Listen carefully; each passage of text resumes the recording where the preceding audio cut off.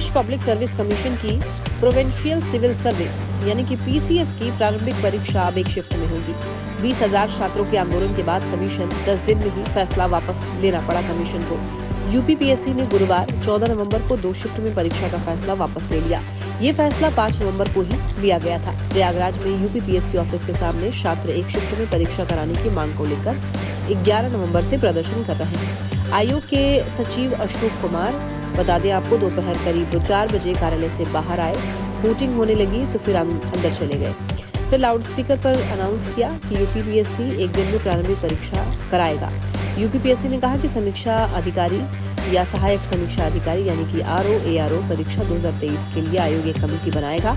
Committee सभी पहलुओं पर विचार करके अपनी विस्तृत रिपोर्ट पेश करेगी। यानी कि पीसीएस प्री और आरओ प्री परीक्षा टाल दी गई है और पीसीएस परीक्षा 7 और 8 दिसंबर को होनी थी, जबकि आरओ परीक्षा 22 और 23 दिसंबर को प्रस्तावित थी। अब नई डेट घोषित की जाएगी। प्रदर्शनकारी छात्रों और पुलिसकर्मियों में झड़प हो गई थी। पुलिसकर्मी सादी वर्दी में धरना दे रहे छात्रों को जबरन उठाने के लिए पहुंचे और पुलिस को देखते ही छात्र एक दूसरे पर लेट गए।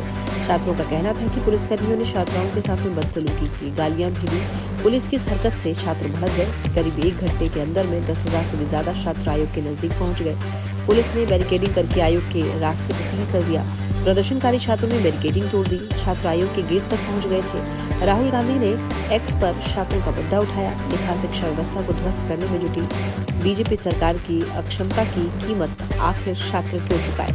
पढ़ाई करने वाले छात्रों को सड़क पर लड़ाई करने को मजबूर कर दिया गया है और अब उनका पुलिस के जरिए उत्पीड़न किया जा रहा है। युवाओं के साथ यह अन्याय हम स्वीकार नहीं करेंगे। UP deputy CM Keshav Prasad Maurya ने कहा, प्रयागराज में यूपीपीएससी की परीक्षा को लेकर हमारे अभ्यर्थी आंदोलन कर रहे थे। उनकी मांग थी एक दिन में एक शिफ्ट में परीक्षा कराई जाए। उनकी मांग मान ली गई है और मैं उनसे अपील करूंगा कि वो अपना ध्यान पूरी तरीके से परीक्षा में लगाएं। मैं सभी छात्रों को शुभकामनाएं देता हूं कि उन्हें उनकी परीक्षा में सफलता मिले। मैं पहले भी प्रतियोगी छात्रों के साथ था और अब भी और आगे भी उनके साथ रहूंगा। बच्चों की जो मांगे हैं उसको सरकार गंभीरता से ले रही है और नॉर्मलाइजेशन को लेकर के ही उनके सवाल हैं और छात्रों के साथ, युवाओं के साथ भारतीय जनता पार्टी सदा खड़ी थी और अधिकारियों को निर्देश दिए गए हैं कि छात्रों से बातचीत करके उसका जो उचित समाधान है वो निकालें और बच्चों का समय पढ़ाई में लगे, आंदोलन में लगाने की जरूरत ना पड़े।